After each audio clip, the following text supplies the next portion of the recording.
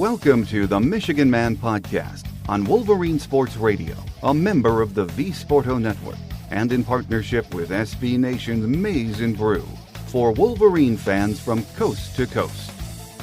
Go Blue and welcome to the show. I'm your host, Mike Fitzpatrick. Later this week, we'll be joined by the radio play-by-play voice of Michigan basketball, Brian Bush, with his thoughts on what's happening with Juwan Howard and his team. I wanted to wait until after we played Nebraska on Tuesday, so I'll have that show published on Friday morning. For right now, I thought I'd do another Michigan Man commentary and share some of my thoughts with you.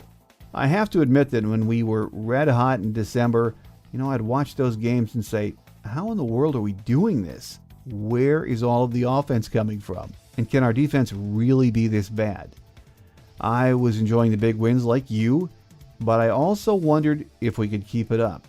When Isaiah Livers went down in December, I knew it would impact this lineup in a negative way. I didn't think it would be this bad. We've come down to earth since January. No one will argue that point. We have been blown out in games on the road, lost 2 in a row at home, and you know what? It could get worse. I'm not sure we have the personnel to go on a run right now and get the trains back on the tracks, as they say. We'll still get great effort from these guys because their senior leaders will demand they keep fighting. Most notably Xavier Simpson, and yes, he is suspended right now. I mean, anything's possible. But the Big Ten is so balanced and so talented this year, it is going to take a 360 in our basketball fortunes in order to make the big dance this year. Again, still possible, but with every loss, we are digging a deeper hole. I am still excited about the future of the program under Juwan Howard. This season isn't over yet, and again, I'm sure his team is not going to quit, so let's play it out and see what happens. On the football front, it's been quiet for the most part. We have the February signing day coming up. Doesn't mean much anymore. Only 3 years ago, it was the biggest day in the off season. Now with the early signing period, it really has become an afterthought. I know national publications need things to write about this time of the year, but these way too early top 25 polls, coaches on the hot seat, and who will be in the playoff stories just seem silly to read at this point, don't they? In January? I've been paying more attention to the recruiting-based stories, as in, can anyone compete with the Big Five in college football? A lot of our fans tell me we need to change the type of players we are recruiting. And it makes me scratch my head. I always ask them, what do you mean? The answers are usually the same. We have good athletes, no one argues that, but we need to step it up and find better skill position players and I hear this all the time, and a quarterback who is big time in big games. Which is simple, right? The fact of the matter is, the playoffs have changed college football. They've even changed how some schools recruit and, yes, run their programs. College football is not like the NFL. Teams cannot draft, they aren't on equal playing fields, and that's not an excuse. It's just the way it is, and you know what? In the end, I'm okay with that. We have so many different types of schools playing Division I football. The academic requirements at those schools vary widely, making it very hard to be good every year, much less elite for the majority of those schools. You know what? Again, I'm okay with that. There has been so much written recently about the fact Michigan has not been an elite football school for decades now. Very good, just not elite. If elite is only judged by wins, losses, playoff appearances, and how many players you put in the NFL, then yes, maybe we are not elite. And that to me is sad, because by those standards, most schools are failing. Really, the majority of college football is failing, other than a handful of schools, maybe 5 or 6. Those of us who love the sport know there is so much more to college football and the experience, and I think we would feel better and be better served if we took some of those things into consideration. The fact that college athletes at most schools have the opportunity to better themselves is the primary reason college sports exists. The players from all walks of life can play the sports they love and get an educational is phenomenal when you think about it. But here is the rub, and it is painful and humbling at the same time. As Michigan fans, here is our reality.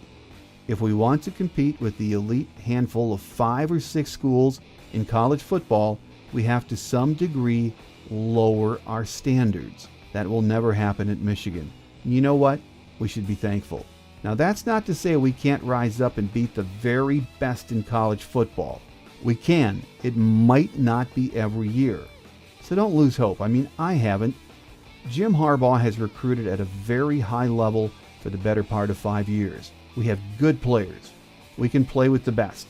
We just need to keep working. It can happen. I really do believe that. When it happens, we'll be doing it the right way. And as Michigan men and fans, we will be proud we did it that way. I know I get a little bit off track in these commentaries, and it's very complicated, but it's how I feel. So stay tuned for more on our Michigan Man commentaries next month. Quick Hits is up next here on the Michigan Man, in partnership with our friends at SB Nation's Maize and Brew.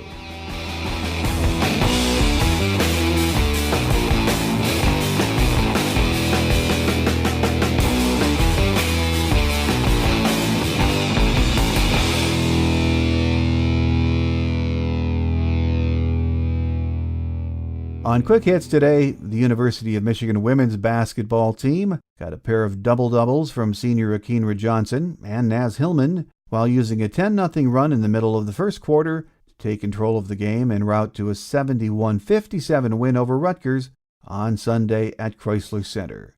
Johnson recorded the first double-double of her career, finishing with a career-best 24 points on 9 for 13 shooting from the floor. She also had 2 assists and 2 steals in 36 minutes. Hillman had her 6th double-double of the season with 20 points on 9 for 16 shooting and 12 boards.